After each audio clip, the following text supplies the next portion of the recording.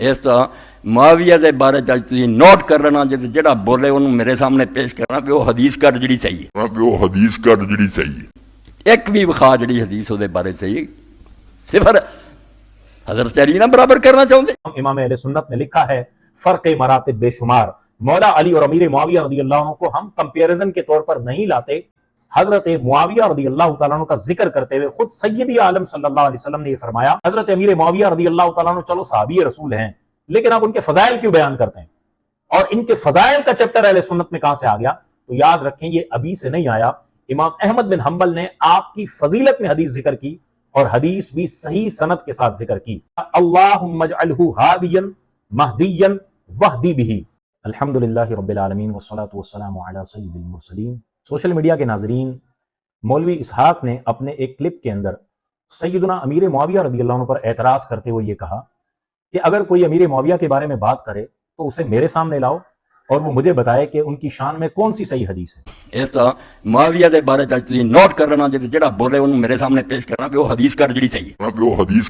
ہے ایک بھی وخا جڑی حدیث دے بارے صحیح صفر حضرت علی نہ برابر کرنا چاہتے یاد رکھیں اگر احادیث کا مطالعہ کیا جائے اور شرعی اصولوں اور قوانین کو دیکھا جائے تو یہ اعتراض کسی علمی شخصیت کا اعتراض نہیں ہو سکتا بلکہ یا تو یہ اعتراض جہالت پر مبنی ہے یا یہ اعتراض سیدنا امیر معاویہ رضی اللہ عنہ کے بغض کو ظاہر کر رہا ہے جو کہنے والے کے قلب کے اندر موجود ہے کیونکہ محدثین کے نزدیک کسی کی فضیلت ماننے کے لیے صحیح حدیث کا تقاضا نہیں ہوتا بلکہ اگر کسی کی فضیلت میں کسی کی شان میں کوئی ضعیف حدیث بھی موجود ہو تو باتفاق محدثین وہ حدیث اس شخصیت کی فضیلت میں مان لی جائے گی اور اس سے اس کا فضل اس کی فضیلت ثابت ہوگی لیکن سیدنا امیر معاویہ رضی اللہ تعالیٰ عنہ کی شان ایسی عظیم ہے کہ آپ کے فضائل اور مناقب میں جہاں ضعیف روایات ہیں جو کہ عند المحدثین مقبول ہیں وہیں آپ کی شان میں حسن حدیثیں بھی ہیں اور مسند امام احمد ابن حنبل کے اندر ایک باقاعدہ صحیح سند کے ساتھ صحیح حدیث بھی موجود ہے آج ہم اس سلسلے کا پہلا معاملہ آپ کے سامنے رکھتے ہوئے وہ صحیح حدیث بیان کریں گے چنانچہ امام احمد ابن حنبل نے اپنی کتاب مسند امام احمد ابن حنبل کے اندر جو میرے پاس نسخہ ہے اس میں حدیث نمبر 17,895 یہ ذکر کی ہے آپ نے مسند باندھی جو شام کے محدثین اور علماء ہیں ان کی مسند یعنی شام کے جو بڑے بڑے محدثین احادیث کو روایت کرتے ہیں ان کی مسند کے طور پر آپ روایتیں لاتے جو ایک حدیث لے کر آئے ہیں اس کے مرکزی راوی حضرت سعید بن عبد العزیز ہیں تو امام احمد ابن حنبل رحمۃ اللہ تعالی اپنی سند کے ساتھ حدیث بیان کرتے ہیں اور فرماتے ہیں حدثنا علی بن بحر حدثنا الولید بن مسلم حدثنا سعید بن عبد العزیز یہ وہ مرکزی راوی ہیں جن کے حوالے سے چند باتیں میں عرض کروں گا ان ربیعہ بن یزید ان عبد الرحمن بن ابی عمیرہ الازدی عن النبی صلی اللہ علیہ وسلم انہ ذکر معاویہ وقال اللہم اجعلہ ہادیا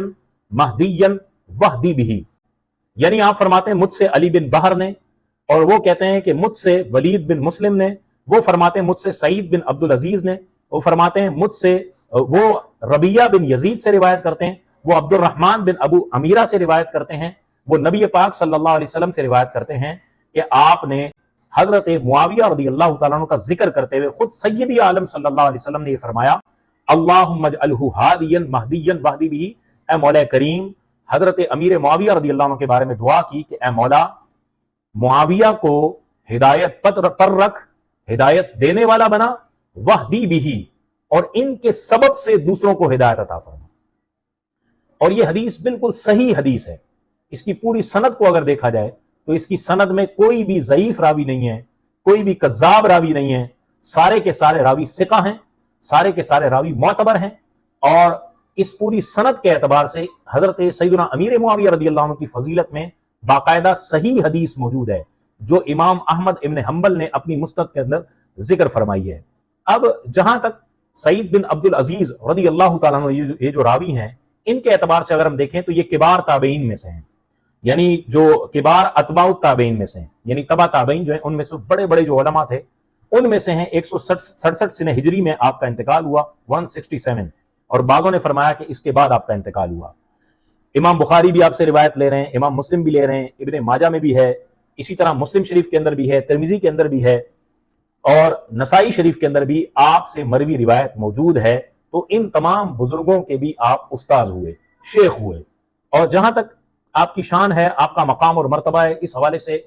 तहजीबुल कमाल के अंदर तवील कलाम मौजूद है। ये मैं इसलिए कलाम कर रहा हूं कि जब हमारा ये क्लिप लोगों के सामने जाएगा तो बाज लोग हो सकता है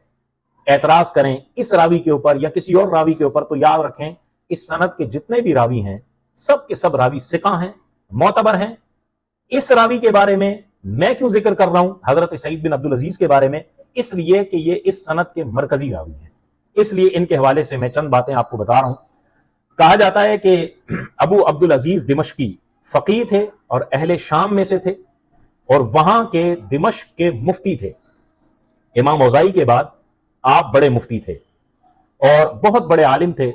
चुनाचे तहजीबुल कमाल के अंदर मौजूद है कि अब्दुल्ला बिन अहमद बिन हंबल अपने वालिद से रिवायत करते हुए, यानी इमाम अहमद बिन हंबल से रिवायत करते हुए क्या कहते हैं आपके बारे में, कहते हैं लैसा बिश्शामी रजुलन असहु हदीसन मिन सईद इब्न अब्दुल अजीज हुआ वल औज़ाई इंदी सवाउन। फरमाते मेरी राय यह है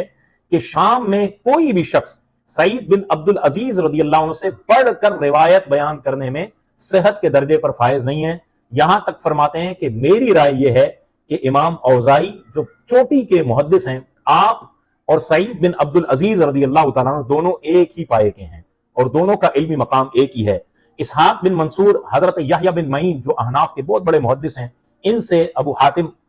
राजी रहमतुल्लाहि ताला अलैह, इमाम अहमद बिन अब्दुल्ला अजली, ये तीनों इनसे रिवायत करते हुए क्या फरमाते हैं कि सिकातुन, ये रावी मोतबर हैं और इनसे जो हदीस ली जाएगी वो हदीस इनके एतबार से ज़ईफ नहीं हो सकती।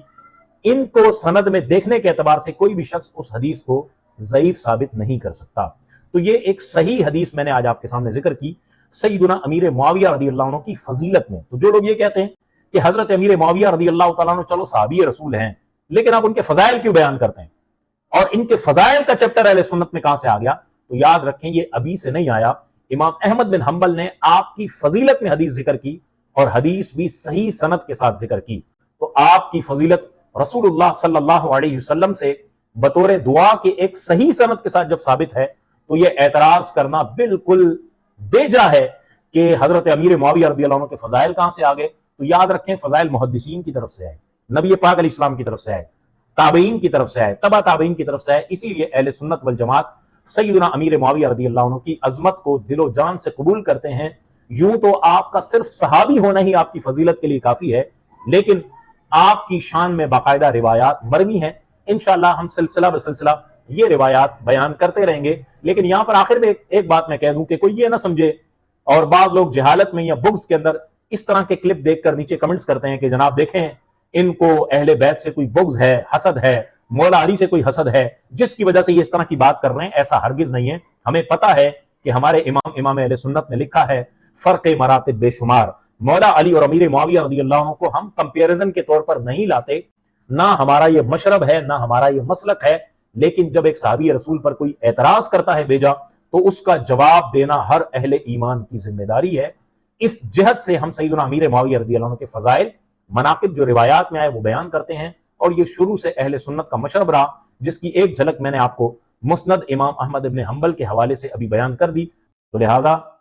जब मौलवी इसहाक का यह हाल था तो आप सोचें कि उसके फॉलोअर्स में से इंजीनियर मिर्जा जो कि ये कहता है कि मैंने उनसे भी बहुत कुछ सीखा है, उसके इल्म का क्या आलम होगा। रब्बे करीम जल्ला वाला हमें कातिबे वही साहबी रसूल सैयदना अमीर मुआविया रज़ियल्लाहु अन्हु की सच्ची और हकीकी मोहब्बत नसीब फरमाए। आमीन बिजाहिन नबी अमीन सल्लल्लाहु अलैहि वसल्लम।